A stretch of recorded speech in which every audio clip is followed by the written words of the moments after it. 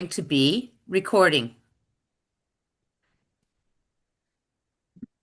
And Jerry is going to lead us in prayer, and then I will introduce our guest speaker, and we will let him take off. Jerry. Yeah, let us be gathered to God and to each other for the work that is at hand in this hour. So, the Lord be with you. And Let also us with pray. you. Also with you. O God, from whom all good proceeds, you establish your covenant with all creation.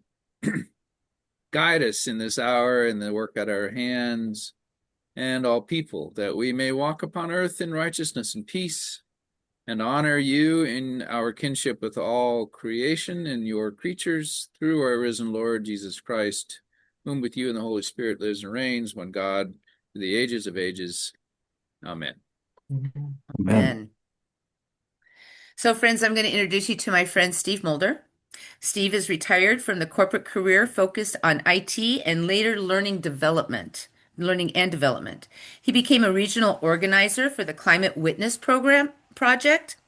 In that role, he collaborated with several other organizations and helped launch Solar Faithful in 2023.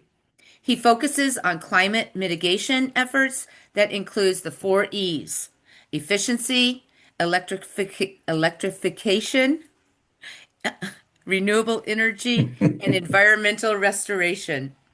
He is driven by his love and concern for the creation and the future generations. And he is also serves on the our diocesan creation care commission, and he's just an asset. Thank you so much, Steve, for all you do. Take it away. Okay, thank you so much, Jeanette. I was a little fearful when I heard you say he's such an ass. I'm glad I the said asset was electrification. spelled. Uh, okay, so slideshow. Okay, everybody can see Big Solar Faithful now? Okay, Yes, that's good. so I'm gonna tell you a little bit about the history of Solar Faithful, kind of some of the changes we've been through and what we're doing, and then introduce you to a couple ways that you can support this work if you're so inclined. So Solar Faithful is a nonprofit that was created in 2022 and really became established in 2023. Before we get to that, this is me. I'm not a scientist, an academic, or an expert, or a priest. Um, I'm retired from a corporate career, as Jeanette said.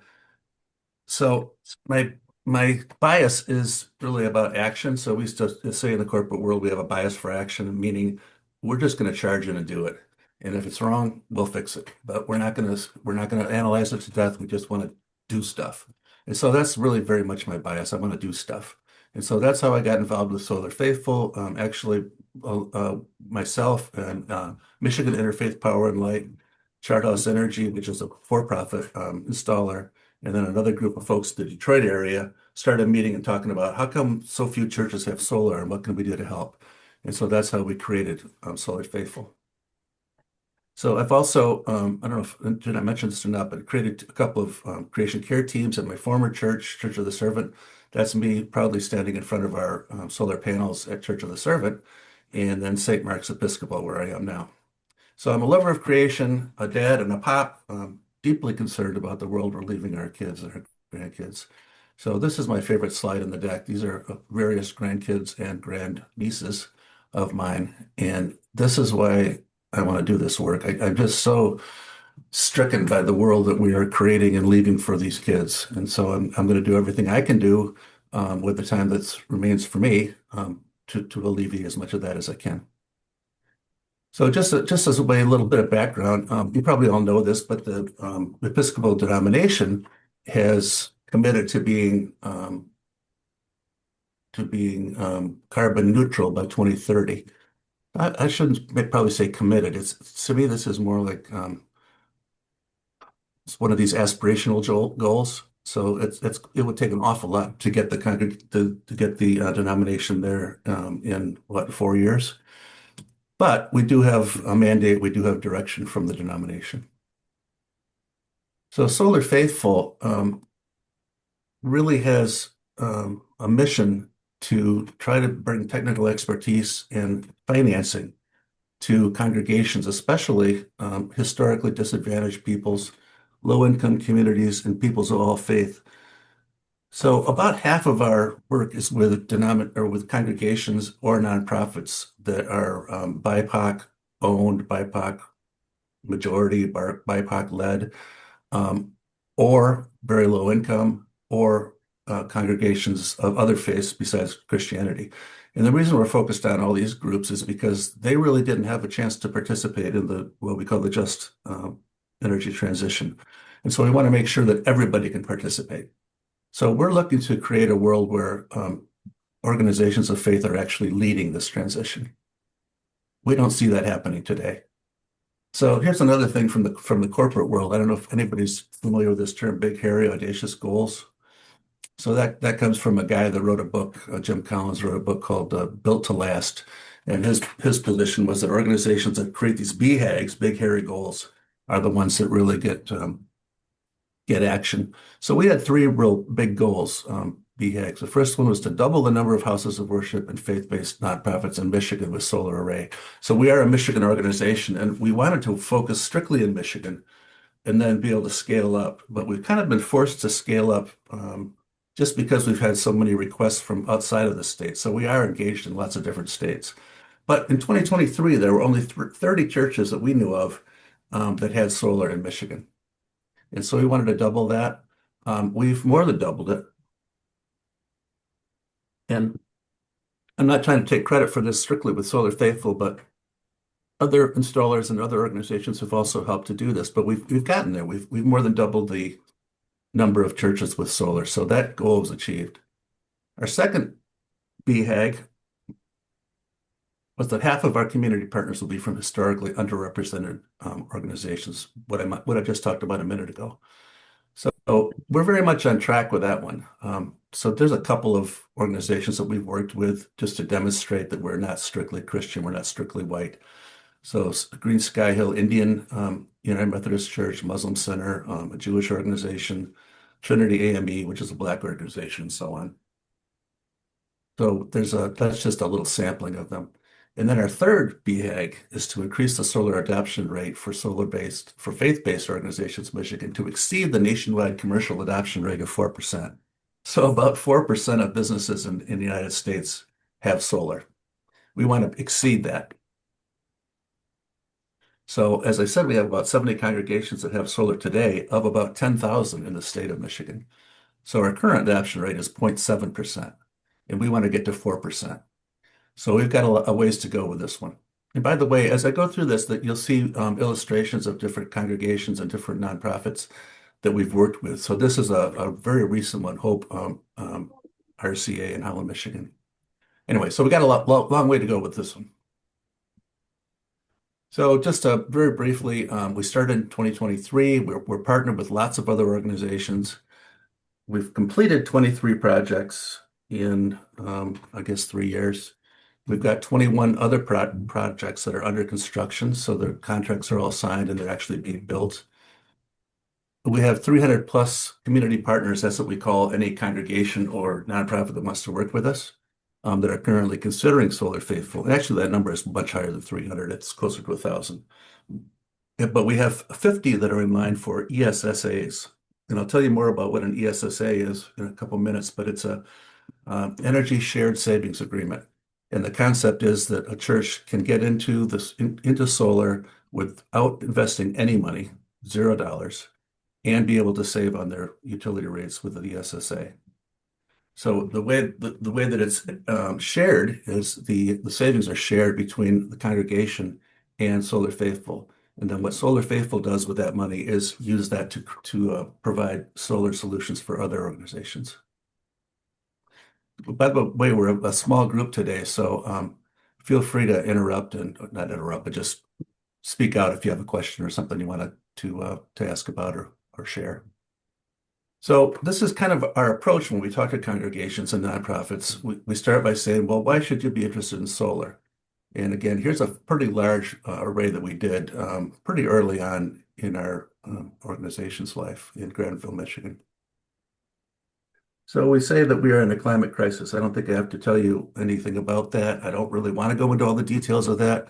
I mean, the horror stories are so long and so um, discouraging. Um, so there's an awful lot going on that's bad, but we are also full of hope. So as people of faith, we don't think about hope so much as an emotion or a good feeling or something like that, but more of a commitment. So we're dedicated to be hopeful because we want to take action, and we can't take action if we don't have some kind of hope. So one thing that we think we have to do is to eliminate greenhouse gases and particulate pollution in the air. All of our houses of worship and nonprofits can do this. So we try to do battle with this idea that it's such a huge thing to do solar. It's so complicated, it's too expensive. We'll never be able to do it. We want to say, no, you can do it, and we want to help you do it. And actually, you'll save money. No matter which approach you take with us, with Solar Faithful, you will save money.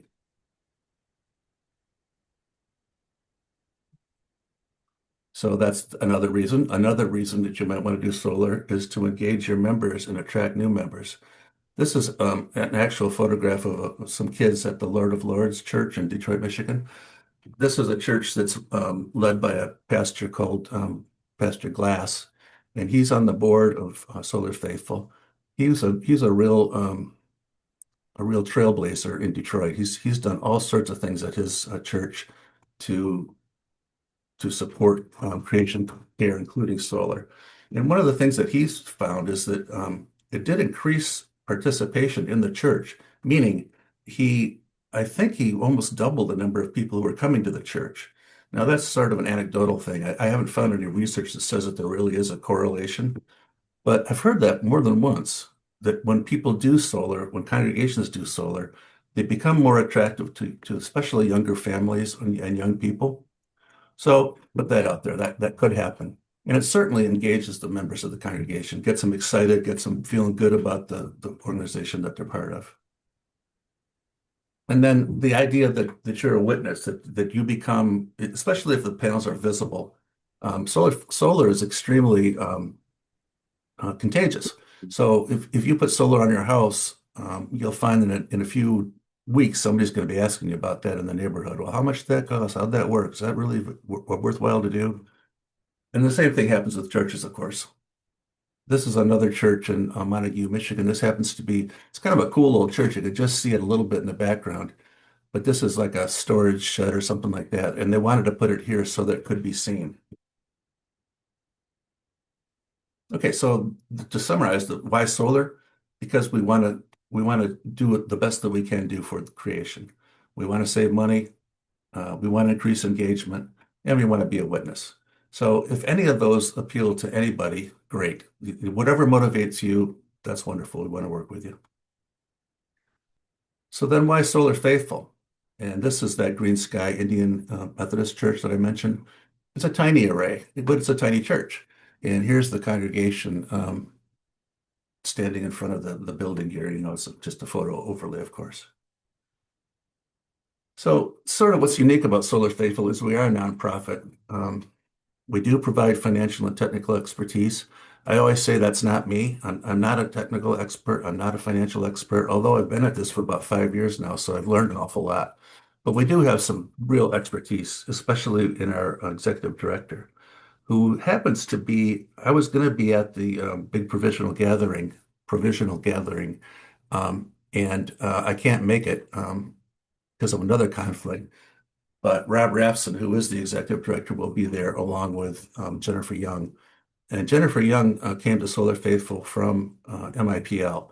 So she used to work for MIPL and has a lot of experience, especially with policy and helping to organize both in the faith community and outside. So we found that most congregations that don't do solar, the reason they don't do it is financial. So they can't figure out how to make it work financially. Another reason is that they think it's very technically complicated. And certainly there are some it's not easy, I guess. I wouldn't say it's easy to do, but it's very, very doable. And especially if you have somebody that can help you, kind of guide you through all that stuff. Another reason that you might want to work with Solar Faithful is our commitment to justice and equity. And the rest of that stuff you can kind of see for yourself. Okay, so then why now? Is it important to do something today or this year or in the next few years? Absolutely. It's critical. This is Bill McKibben. He wrote this book, Here Comes the Sun. And I don't know if you've read this book, but if you haven't, I highly recommend it because it is so hopeful and it is so encouraging. And it's like, what his position is that we're moving to solar just because it's the cheapest and the best way to produce energy. So no matter what the government does in the United States, this is the direction we're going in. But the problem is we have to do it soon because the longer we wait, the worse the damage is. So he's very realistic about all this. He doesn't say that, climate change isn't going to damage the world. The world already is damaged, as we all know. But everything we can do to make this transition happen faster will limit that damage. So the other reason for why now is because of the IRA funding, the 30% rebate that was available to both residential and commercial buildings. So as of this year, that 30% has been drawn back by the federal government for residential, but it's still available for commercial projects to the end of next year. So there is some urgency if your congregation is interested in getting that 30% credit. So this is a quite simplified actually, but we really offer two significant directions or financing options. The first one is the direct purchase, and the second one is what I mentioned before, the energy shared savings agreement. So what we encourage congregations to do is if they're interested in this at all, they should fill out our interest form and we can provide a proposal. And then we can discuss the specifics of the proposal because every one of these is quite different. It depends a lot on where you are, certainly what state you're in. When we start to move outside of Michigan, the laws are different in other states. The utility rates are different. So some of these things that are really viable financially in Michigan may not be in some other states. So with the direct purchase, the community partner or the congregation or nonprofit raises the capital or uses existing funds or borrows the funds. Or and when they do all of that, they own the equipment. And so it's their array and they're going to realize all of the savings. So it's not really a downside, but it does mean that they're also responsible for operations and maintenance of the array and insurance. So actually insurance, sometimes you don't have to add anything to your insurance, but sometimes there's a rider that's required to cover the array. And then, so both of those things, operations and maintenance and insurance are really not terribly expensive. So if you have the expertise or the wherewithal or the energy or the time to do it yourself, we always recommend to do it that way because you're going to save the most money. But as we said before, we know that lots of congregations don't have all that stuff. And so that's what Solar Faithful is there to help with. So with an energy shared savings agreement, Solar Faithful actually owns and operates the equipment. So we're responsible for the insurance, for the maintenance, and for purchasing the equipment. So the community partner, the congregation or the nonprofit, doesn't pay anything. And the way the contract works is that the community partner agrees to purchase the power produced by the panels at 10% less than they're paying the utility. So they sign a 25-year contract to that effect. And then the thing that's really I think is quite wonderful is that the congregation is then able to buy out the system after 5 years. So sometimes a congregation might think, oh, we would love to own the panels and be able to, reap all the benefits financially, but we just aren't in a position to do that. So you could do the ESSA and then over the course of 5 years, raise the money or figure out, in your budget what you can eliminate or whatever, and be able to buy the system. Or if you don't want to do that, that's totally fine too. And the congregation can just continue to save 10% on their utility rate for the 25 years. After the 25 years, the congregation basically owns the array. So I think there is some kind of transfer fee or something like that, but it's like $1 or something. So the array is completely depreciated. They become the owner at that point. So sometimes people ask, well, do panels last 25 years? And they are warranted for 25 years. So they definitely will last 25 years or be replaced at no cost. But they also are expected to actually produce power far longer than that. So lots of people estimate different things, but nobody really knows because we haven't reached the point where panels stop working altogether. You know, even the ones that were put together in the 60s are still producing power. So, Father Matthew, you had a question or a comment? Yeah, I just actually had a question about this. Sure. The within the agreement, about 15 years ago, I put solar on a church I was at in New Jersey, and after we put the system on, the array on, uh, we went through and did an energy audit. Now, this was a little bit different. I mean, we went a totally different route with this, but we put after we did an energy audit, we replaced. I mean, at that point, we are using all incandescents. We replaced everything the fluorescent did. We replaced our boiler. We did all kinds of stuff, made the building like way more energy efficient. Ended up dropping our bills down. Like that energy audit ended up dropping our bills way down, but it was after the array was on. And then the utility company ended up paying us back, which was phenomenal. All that said, if we were to enter an ESSA like this, and with the idea of getting 10%, like say I were to do that and then do an energy audit or something, um, would it continue to be the 10% regardless, or would our payback fluctuate depending on energy usage? It would fluctuate, but it would always be at least 10% less than you would have paid the utility. Okay. So you're never going to end up in a situation where you're paying more than you used to pay the utility, or that it's less than 10% even. Right, but would that okay, so it would always remain just 10% less regardless of what. So like if say like our energy were cut down by like 20% or something, it would just squeeze that, number a little bit differently, and you'd still be making that 10%. It'd just be a lesser 10% you'd be making. Yeah, because you're using less power, so Right.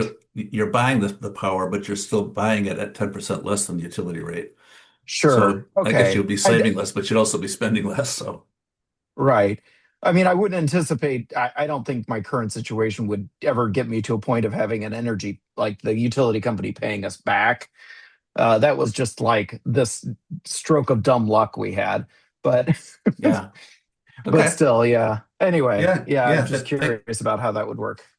Yeah, thank you for the question. And by the way, we really recommend that congregations do an energy audit before they do solar. So because a lot of times, the money saved there, that's the best thing you can do, really, to do the efficiency work and the electrification work. First, the reason that we can do it either way. If your church wants to do solar first, great, we'll do it. The reason why a lot of churches want to do it that way is because it's visible, it's sexier, people are willing to donate to it. People, congregants might not be so excited about donating to insulation or to changing the stove in the kitchen, but they might be excited about doing solar. And so it's to me, it doesn't really matter which comes first. Probably technically the best way to do it would be to do the energy audit first. But Father Matthew, did you? So we're actually partnered with an organization that does energy audits. It's called Energy for a Purpose. Were Oh, they the ones good. that did your audit? Oh, actually, I think it was PSE&G, the utility company, Okay. did it. Okay. Okay. Yeah, I mean, again, this is 15 years ago, and I've slept since then. So, Yeah. Okay. some of the details are a little fuzzy now, but I'm almost sure it was the utility did it. Yeah, totally. So what's interesting about energy audits, you really need to specify that you want an ASHRAE level 2 audit, and that ASHRAE level 2. So people use the term audit very freely, and sometimes, especially what the utilities do, it's not really an audit, but it's sometimes they call it what's the word they use for it? I've forgotten what the word is now, but they come in and they make some recommendations about, moving off of incandescents if you're still using incandescent bulbs. They might give you some LEDs. They might make some recommendations also that will help you reduce your energy usage. that really depends, what they do, it depends on what state you're in and what the state requires them to do. So in Michigan, they're required to provide these kinds of visits, I would call them. But they're not really energy audits. The audit that Energy for Purpose does is quite amazing. We had it for my church, St. Mark's in Grand Rapids in December, and we're just now trying to figure out, which of these things that Colby, the guy's name is Colby May, what Colby recommended we do, and kind of prioritize those and get started with making those changes. But he always says that you almost always the church will save at least the cost of the audit just by making behavioral changes without purchasing anything. And he's a very interesting guy too, because he's an ordained pastor. He went to Gordon Theological Seminary, and he's also a certified energy engineer. So you have to be certified to do these audits. But anyhow, it's such an interesting combination of those two backgrounds. And so the reason why it's called Energy for Purpose is what he's saying is, as a church, you should be saving as much money as you can in your utilities so you can use that money for whatever your purpose is, whatever your mission is. So that's very much the way we think about it too. So Colby's been a great partner with us. Okay, here's just an example of so again, I was suggesting that if you're interested in this, or if a congregation is interested in this, the best thing to do is just do a proposal. So obviously there's no obligation, there's no cost for the proposal. All we need is some utility information. Usually it can come from one or more bills, utility bills. And so we take that bill and then we use, the internet just to take a look at the building itself and then make a suggestion about where the panels could go, where they'd be most effective, and what we think the savings would be. So this is just an initial proposal, but this is how the process works. So here's the savings agreement up on top. So the upfront cost for the congregation is zero. The first year, this is an actual proposal. I've forgotten what church it is, but it's in Grand Rapids. So the first year, this congregation will save $1,200. Over 25 years, they'll save about $100,000, $117,000 with the ESSA. So that's where they don't have to put any money up. They don't own anything. All they have to do is buy the power that comes off these panels. So then the second tier there is direct purchase using borrowed funds. So in this case, the first column there where it says a bank loan. So this is a loan from, this is the rate that Michigan Saves charges congregations in Michigan. So if the congregation were to borrow the money from Michigan Saves, I should advance this a minute. So they would then save about $200,000 over the course of 25 years. Now, if they did it using congregate supported lending, which I'll tell you a little bit more about that in a minute, they will save about $235,000 over 25 years. And by the way, here's that 30% tax credit. So in this case, they're going to save about $50,000 on this project if they get it done before the end of next year. So there is that urgency. And then what if the church, or I shouldn't say church, the congregation or the nonprofit just has the money? And believe it or not, we've run into this more than once where, for instance, one congregation had been leasing out their parking lot, and they'd been making money on this parking lot lease for years, and were just saving the money and really hadn't ever committed to anything. And so they just said, well, let's use that money to do solar. And they did. So they had the money and they invested it. And in this case, if the church was able to do that, they would save $260,000 over 25 years. These are estimates, the realities. Well, after this proposal is done, and the congregation says, yeah, we're really interested in this. We're not ready to commit, but we want to really drill down and see if it's going to work for us. In that case, then we send out somebody to do what's called a site visit, and that they'll make sure that the roof is adequate, or if it's a ground mount, that the location is going to be okay. Discuss things about, sometimes the congregation wants the panels in a different place, sometimes to make them visible, but sometimes to hide them, frankly. Sometimes congregations feel like they're ugly and they don't want people to see them. Sometimes that's actually necessary for historical buildings. So there's lots of different variables. But anyway, after this initial proposal is completed and then discussed with whoever's the decision makers at the congregation, then we come back with a much more granular proposal. So does this slide make sense to everyone? Okay. So this is the congregate lending concept.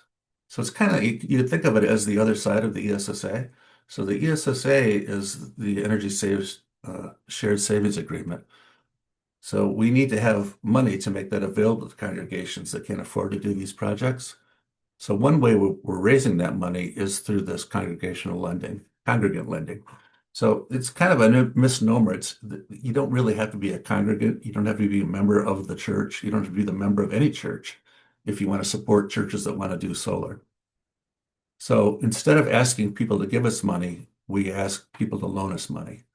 And so anybody that makes a congregate loan to us will pay them 4.5% interest on a 10-year note. And so then the monthly payments start immediately and go for 10 years until all that money's paid back at 4.5%. So then we use that money to fund these solar projects for these other under-resourced congregations. So one of the things that's interesting about this is we've really hardly started to promote this, and we already have well over $100,000 committed or actually borrowed. Just because people look at it, and a lot of times, especially retirees, say, I really can't afford to just give the money, but if I could get 4.5% interest on it, that would be pretty good. That's better than I could get for a CD or a bank account. It's not as good as the stock market, but stock market is up and down, and who knows where that's going to go. So a lot of times a couple or a single person will say, I just want to invest a portion of what I have in this manner and just see how that goes. So that second to last bullet there, Solar Faithful has a goal of $2 million in 2026. So that's another BHAG, frankly. We hope to borrow $2 million from people, individuals, and it could be an organization too, actually. If a congregation wanted to go in together on something like this, they could. And then if you're interested in so we created this video just a couple weeks ago, and it's now on our YouTube channel. So if you go to YouTube and just type in Solar Faithful, you'll see it. What it is, it's three congregations that did ESSAs, and they talk about how that all worked for them. And then three people who loaned us money and what their experience was.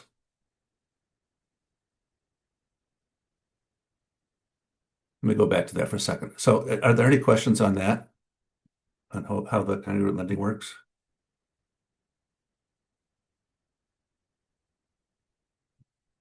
Okay, then just some examples. So these are Michigan Episcopal churches with solar. St. Philip's and Beulah. This is one that I think was done prior to Solar Faithful's existence, and we had nothing to do with it. But it's an Episcopal church with solar, so we're very happy about that. We're very proud of that. Emmanuel Hastings is just a phenomenal congregation, another Episcopal congregation in Hastings, Michigan. They don't have a huge array, but here it is on I guess it's called the parish building.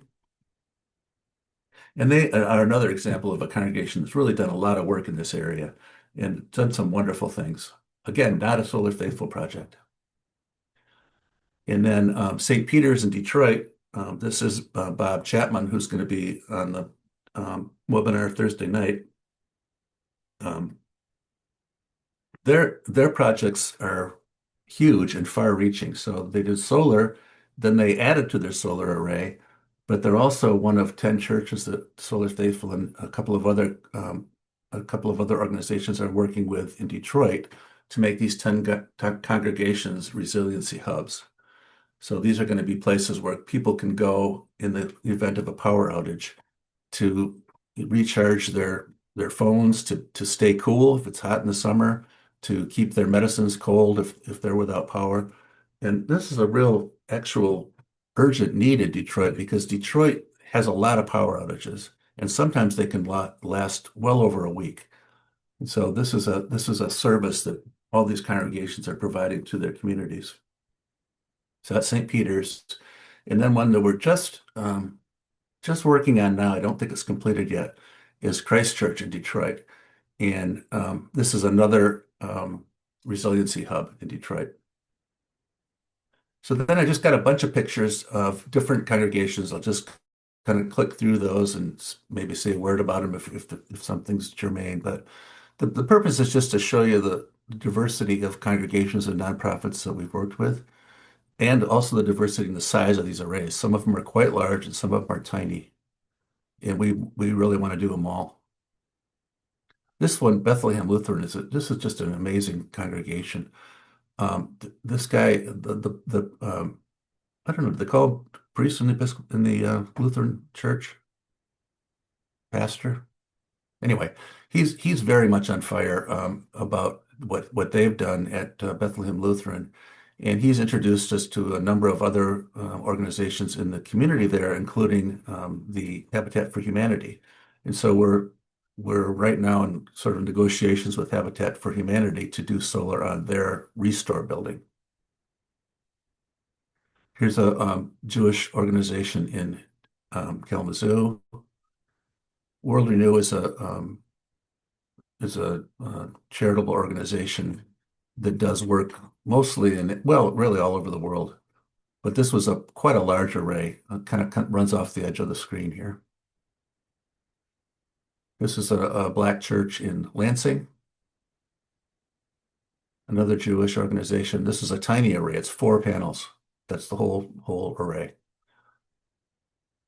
And here's a Christian school in Grand Rapids. Fairly large array. Another church. And I think this might be our most recently completed project, Boston Square Church in Grand Rapids. So then I just wanted to say a quick word about community solar. So you may have heard about community solar. The concept in Michigan is that there is no enabling legislation for community solar. So a lot of times churches ask, could we have a really large array and power some of the homes around us? Could we provide that benefit to our community? And you really can't the way the utility laws are set up in Michigan. But in some states, you can do that. And in this particular array here is in Maine. And this was a project that Solar Faithful did with the Episcopal Diocese in Maine. And what they wanted to do was set up a big community solar array and then get 150 low-income people to subscribe to that and be able to save money on their energy bills. So this was directed towards individual residents. And this has been up and running for about a year now, I believe, maybe less than that.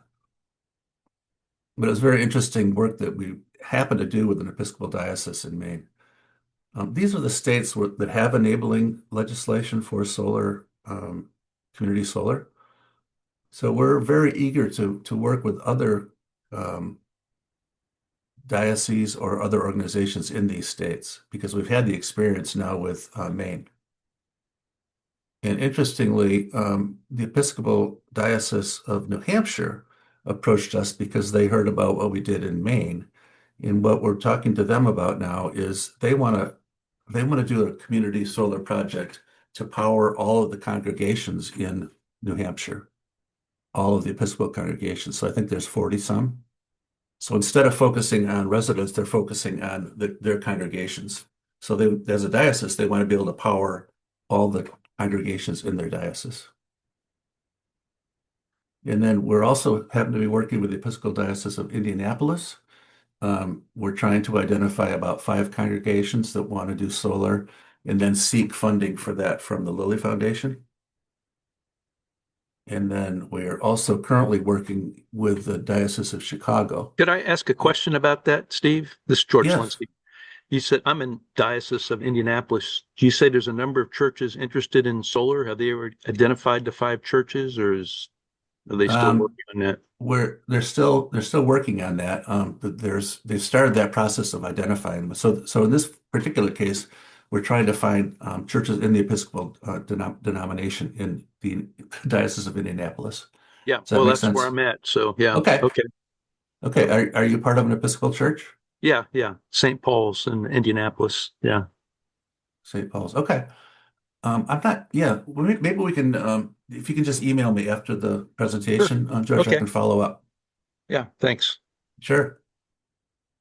So any other questions on any of these approaches? Okay, that's actually my last slide. So if you are interested in pursuing this any further, you can, scan that QR code. That will take you to our website.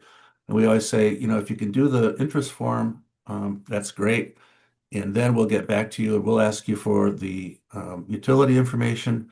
And then we can start this process of going back and forth and trying to figure out if it will work for your congregation in your state with your utility, and whether you'll actually save money. So especially with ESSAs, they have to save money because it doesn't work financially for us to do it unless they save money. So sometimes congregations, I showed you one called Hope Church in Holland, Michigan.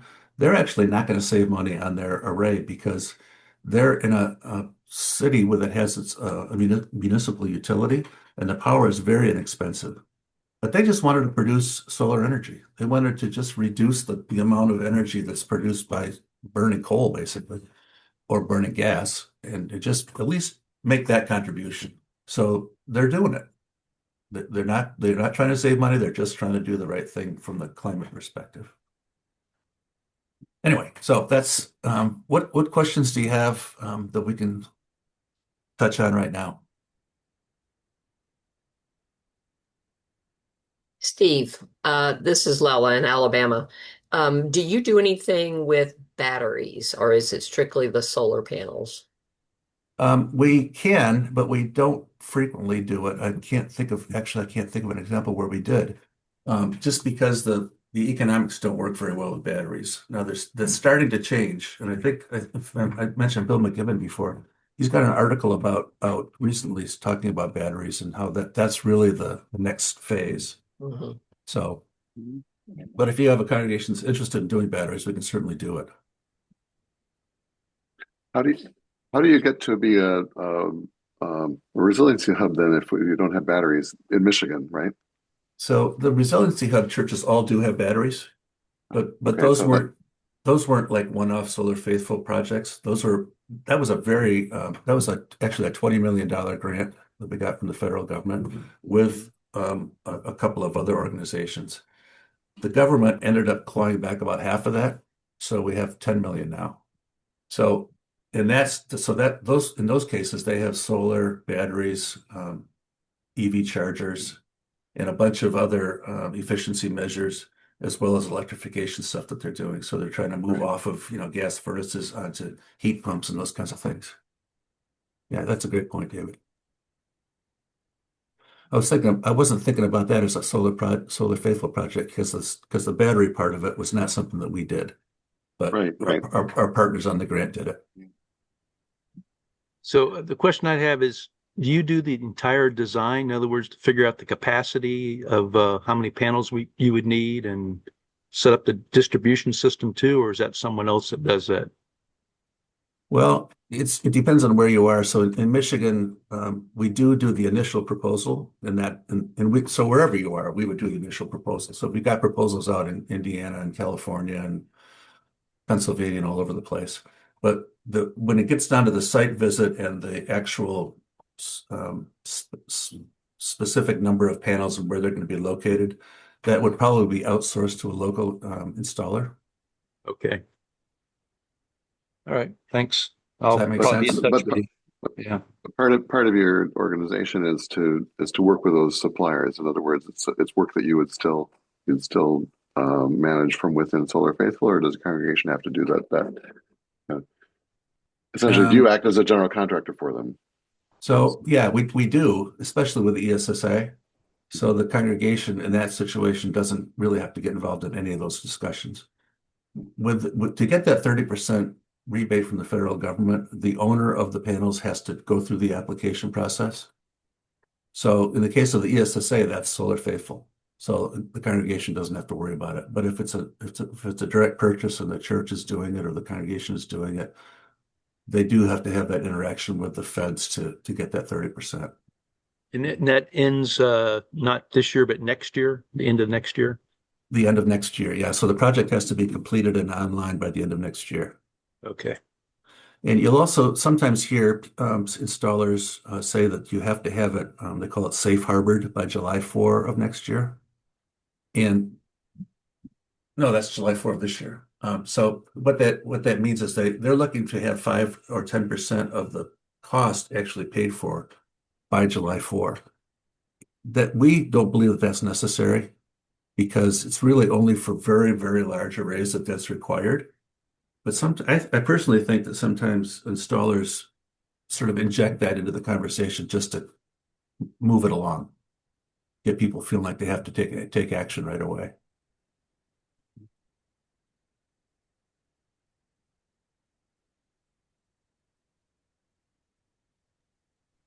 Other questions? Steve, how do you make your money? I guess where is your pot of money from when you own the system and you install the system? And then I know you're getting paid back by, I guess, collecting over, they only get 10% less than they would pay, and then you get the difference in the savings. But where Exactly. is your basic money? I mean, is that another company that you're partnering with that kind of foots the bill to start? No, you described it. Another sort of ruling principle that we've had from the beginning is that we didn't want to be reliant on donations or grants. So we always said we wanted to be self-sufficient. So we've made a lot of different pivots and a lot of different approaches. We have received grants. We have looked for some donations, but really that's the whole idea of this congregate lending, is that we want to make it possible for people to loan us money and for them to make money on it as well as us. So we don't have a separate organization that does that kind of financial work for us. We do that. So, but what you described, Layla, is exactly right. So the congregation is only getting 10% savings on their array. Solar Faithful is taking the rest of that money. So that enables us to go on to the next organization and help them to do solar. Okay, and then So, in most of your states, the agreement is that whatever goes back to the grid, they pay at roughly the same rate they charge. well, that depends on the state. I know, So yeah, most, because Alabama's horrible. They pay like 4 cents for every kilowatt hour fed back into the system when they charge 14 or 18 cents. It's crazy. no, that's even worse than Michigan. Yeah, So you'd Michigan you'd used make to, no money. yeah, um, Michigan used to have what they call net metering, where they pay you the same amount that Yep, they charge you. right. And Yeah. so I happen to have that on my house because I put solar on before they took that away. So I'm grandfathered in, but that's going to expire next year, I think, for me too. But anyway, in Michigan, they charge you 18 cents per kilowatt hour and they pay you about 9 cents. So it's about half. So when we design these systems, we try to design them so that you're not putting a lot of power into the grid, Yeah. because that's not to your advantage financially. Now, again, sometimes congregations say, we don't care. We just want to max it out. We want to make as much power as we can. If it goes into the grid, that's okay. Um, that's a way of thinking about it, but it's not the financially best way to do it. Okay. But your system, y'all collect the money, the power fed back too. The Solar Faithful gets that money too, right? Or does that The go to the congregation? oh yeah. So the excess power that goes to the grid, yes, we would get it because we own the panels. Okay. Okay. Yeah. And so, I mean, the reason why you wouldn't want to have a huge array and create a lot of excess energy is because you have to pay for those panels. So that's Yeah. expensive. It's expensive to have lots of extra panels that you really don't need to run your church. But if you feel like that's what you want to do, hey, go for it. But Okay. so in terms of the ESSA, we wouldn't do that because we have to be financially viable. If that makes sense. Okay. And I have another finance question. It might be not what everybody wants to hear, though. I know we're at the top of the hour, and I can always call you and ask about it later. Sure. Mhm. Yeah. We are. We are at the top of the hour. Go ahead, Jerry. We Go did. No, for I that it. was would. it. I was going to say I want to hear it. What, you want to hear the question? Yeah, yeah. Okay, Does well, anyone mind? okay, just quickly, if somebody doesn't want to put an array that would basically take care of all their power needs, say they only wanted to supply half the power needs because that's what they could have felt like they could afford, would you do that? And then how do you figure the electricity that's made from solar? Because that's what they would get just the 10% reduction from the solar provided electricity and would still pay full rate for what came off the grid, right? Hmm. Yeah. And most of the arrays typically produce about 50 to 80% of the power the church needs. Okay, So okay, what you're describing is pretty typical. It's not okay, unusual. Yeah. okay. All right. So they still get only paid 10% of what they would typically pay. You don't factor in what percent is covered by solar generated. Well, what we say is they pay 10% less on the power that's produced by the panels. Okay, that's what I Not want. on All right, not on their total bill, but on the of the power total that's bill. produced by Okay, the panels. Yeah. okay. Yeah. And so the other restriction with the size of the array is in Michigan, the utilities are considered a legal monopoly, so they can say how many panels you can have. And I learned that when I put solar on my house, I was really surprised by that. The installer said, "Well, we'll have to see what the utility will let you do." So what does the utility have to do with it? So, but it is. Now, you can only have an array that produces 110% of your actual energy usage. So you can't have this enormous, huge thing, Because even they if you don't want to be wanted it. paying you back for that much, right? Yeah. Exactly. They're in Michigan, the utilities love solar, but they want to own it. So, I get that.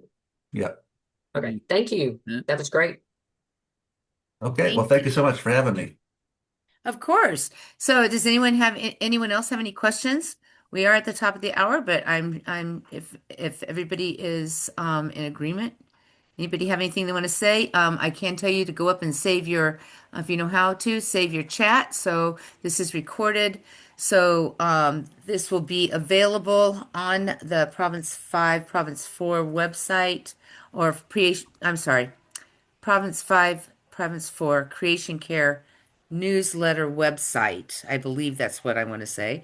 Um, Probably by the end of today or tomorrow. So I if did you have want a to come back question. to it. If you want to sign up to get the newsletters, is that just go to your website for that, or is there? You can. And where's Heather? Oh my gosh, she's missing it, George. You got to know. That just made her day. So, yes, go to David, you know how to sign him up right now? Can Well, you send that you will to see him? the link in the chat under Creation Care from Heather in the communal chat there. It's Okay. Uh, province5.org yeah, I creation.html. see that. Sign right up. Yeah, sign right up. Okay. Oh, what a gift. And All Well, right. Lela, thank you so All much. right. do you have our subscribe link handy? Oh, Jerry, please, no. Look for it. I am not that adept at that stuff. Oh, So if you all know that if anytime you're talking to Creation Care on Province 5, you're also talking to Province 4 as well.